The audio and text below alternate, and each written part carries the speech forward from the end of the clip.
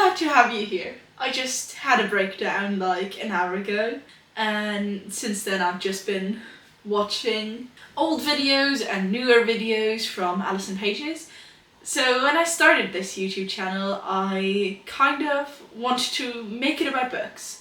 I definitely wanted to make it about books because of Alison. Because I liked watching her content and I wanted to not have her life, but have a community like that. Have a place where I can be myself online and I can make friends and I can have a community. I can make videos and edit videos which I find really, really enjoyable, and I can post them and I can share with people like the crafts and the things I like and the things that I'm collecting, like stuffed animals or blankets or something, and share with them the books I'm reading, take them along with me while I'm reading the books, checking in like when I'm like 50 pages in and like halfway through, and like on the last 50 pages talk about the stuff that I'm thinking about it, like trying to avoid spoilers. And I really wanted to do that, and I did, kind of, but not really. I made it a goal for myself to post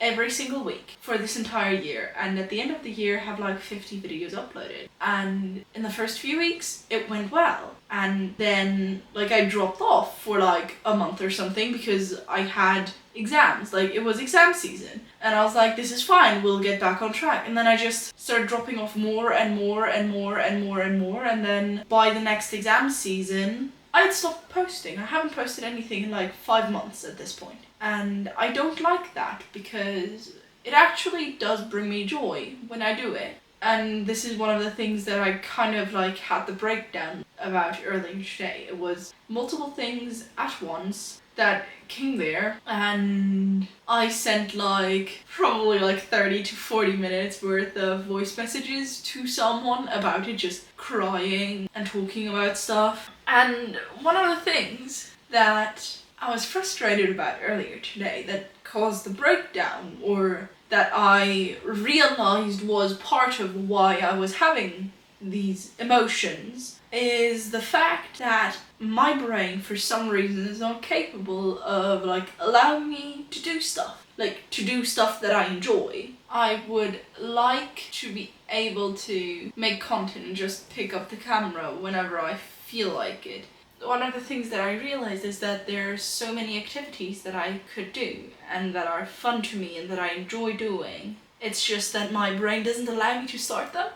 Starting stuff and continuing with stuff is just really, really, really hard. I will have recipes that I would enjoy cooking, that I love cooking, written down, and I have looked for them and they are saved and I know where to find them, and I have all of the ingredients and I have the time, yet my brain is not capable to just go and make the recipe. My brain is not able to let me watch a movie, even though I specifically got the DVD or Blu-ray, or specifically got the subscription to a streaming service that has the movie at the time, or I rented it online or something. And my brain still is yeah, but that's 2 hours of our time. And I'm yeah, and what else are you gonna do? And it's that thing that in the last the last video that Ali posted, one of the things she said in the beginning is, when talking about her vision board, was that sentence of every minute counts. And she specifically says that it's not in the productivity sense, but more in the sense of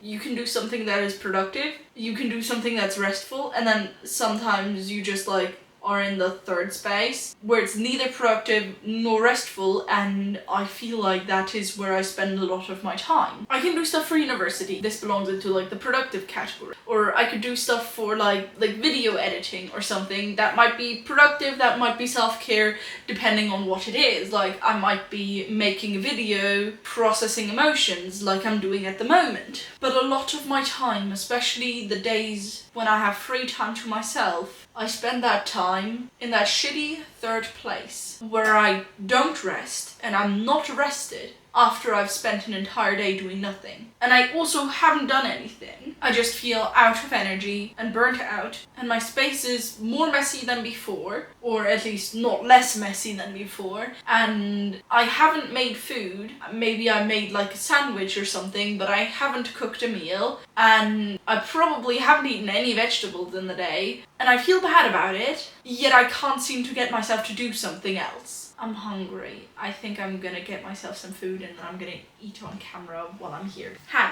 this is the outfit. Long sleeve shirt and like a t-shirt on top. It is like blue and white stripes. This t-shirt I got from Lucy and Yak when I was in England last time. It's really nice, I really like it. Ow, ow, ow, ow, ow, hot.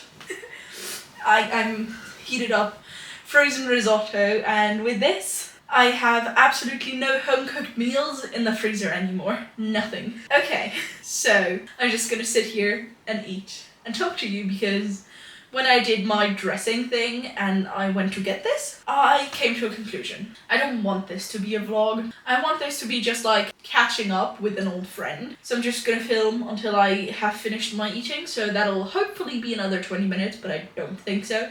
I'm very quick at eating, and I'm gonna tell you about stuff that I've done, stuff that I've recently read, stuff that I've recently watched, just so that I have someone to talk to this about, and so that I feel less intimidated about posting more, because I know that you know the context of where this all happens in my life. Okay. I think we're gonna have to split this up into multiple parts. Part 1 in this scenario is my personal and university life. My name is Luca, I'm non-binary, and I'm 20 years old. I don't know if I ever told you those things, now you know. I happen to live in Germany, and I happen to study computer science. I am currently in the 5th semester, and I kind of failed one of the classes that I'm supposed to pass, and so I have one last chance, so I'm retaking the class this semester, and I think it's working okay. So I'm hoping that retaking the class will help. I am currently living in student dorms, and I'm a student dorm speaker, and that is kind of fun, but it's also like getting a lot more, like it's a lot more work than, like, in the last 3 months it's been a lot more work than in the past year before then that I've been doing this. That was number 1. Number 2, big topic number 2, is what have I been consuming lately? Like, content that I've been consuming. I say content, I mean everything. Like, I mean, maybe even music, but definitely like the books that I've read recently and the movies or shows that I've seen recently that I really love or that I really enjoyed and what I think of those. So I was scrolling a lot of Instagram. That, like, my Instagram app time in the last like 5 to 6 days, 4+ hours each day. That is too much. That is too much time invested in that, and I feel too shitty to continue that. What I've seen and read. So one of the books that I picked up, like, in England when I was with my now ex-partner is Loveless by Alice Oseman. I've heard a lot of it, and I was like, I'm asexual. I would like to read a story about an aro-ace person. I just want to read the perspective, like, at the very least, like, the asexual ace part, like the asexual part, like that representation.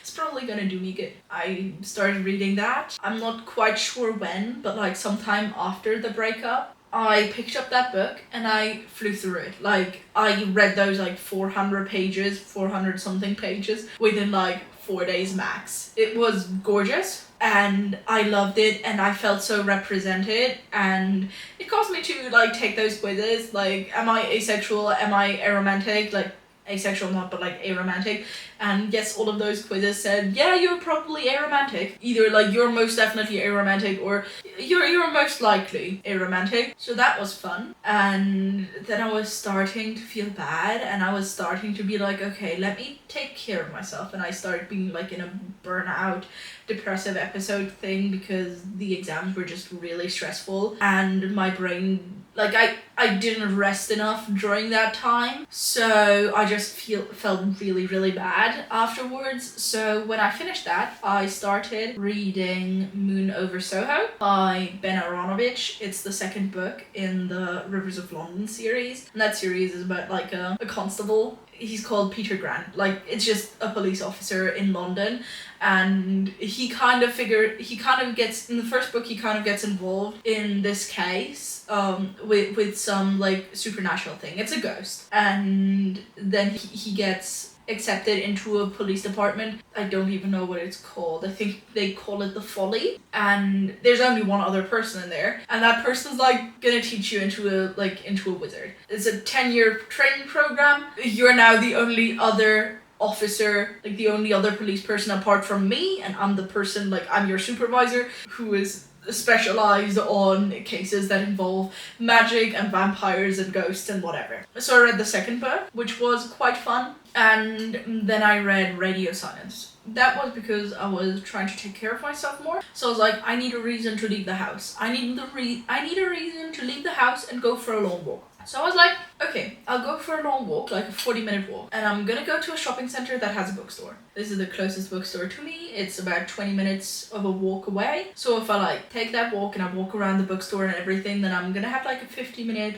walk. So I went there and I looked at all of the English books. They had Alice Oseman books, and I didn't want to buy another one of the Heartstopper books because I haven't picked up the first one yet. So the book that I got that day is Radio Silence. And I read it. Like, I came home and I finished Moon Over Soho and I started Radio Silence, and I swear to God I finished that book in like 2 days. It was gorgeous. It didn't make me feel as seen as the first book that I read, but I loved it because Alice Oseman just manages to capture friendships that I would like to have in my life. Her books just give me that sort of hope that I can actually like have genuine connection with people, because I do have genuine connections with people. It's just that at this point in my life, I think I've just resorted to going back to romantic relationships and trying to find like that one partner, because I would like to have someone be constantly in my life and not have to worry about them just being like, yeah, it was nice spending time with you, now I'm gonna go to that person who's ultimately much more important than you, who I'm going to marry and have 3 kids with. You're just gonna be all alone and like feel like the third wheel in every single relationship that you have. And I don't want that. And I've realized that that is not necessarily what everything is gonna be like coming down to. Like, the books just give me hope for some reason, in some weird way. But since I finished Radio Silence, I read The Mind-Body Method. Like, I started that before and I just finished that. The like second title, or like the subtitle kind of, is How Moving Our Bodies Can Stop Us From Losing Our Minds, or something like that. And it was okay. Like, I enjoyed the science. It was just, the first half of the book was great. It was really nice. And then the second half of the book was just like more science and more science and more science, just repeating the same thing over and over and over and over again. After that book, which I kind of enjoyed, like, it made me aware of all of the benefits of working out. Apart from like, oh yeah, you're gonna sleep better and have more energy, but like, just read it yourself if you care. The main thing was that like parts of your brain that hold the executive functions that I struggle with might actually grow and like function better when you work out regularly. So that made me go, ooh, I should. And then my brain goes, you know what you need to start working out so that you can improve your executive functioning? You need executive functions. And so genuinely, since I finished reading that book, I have not actually done any workout. So that's kind of ironic. And then yesterday I was like, okay, I need rest and I need to take care of myself and I should really go to sleep earlier. So I started watching an anime and I told myself I can watch 2 episodes. I watched 4 episodes, which took me an hour longer, but still, like, at 9:30, I turned it off. Issue is, I was still awake until close to midnight because I then started scrolling on Instagram, which is not helpful. And so I don't even know how little I slept last night because I was just awake so long. Thank you for being here with me. And I don't know. Part of me is like, I need a catchphrase at the end of the video. Like how Ali has, thank you for clicking, thank you for caring, and thank you for being nice. I'll see you in the next one. Bye. I want something like that. But I'm just really uncreative at the moment, so I'll just say thank you for watching. Have a nice day. I'll hopefully see you in the next video. Bye.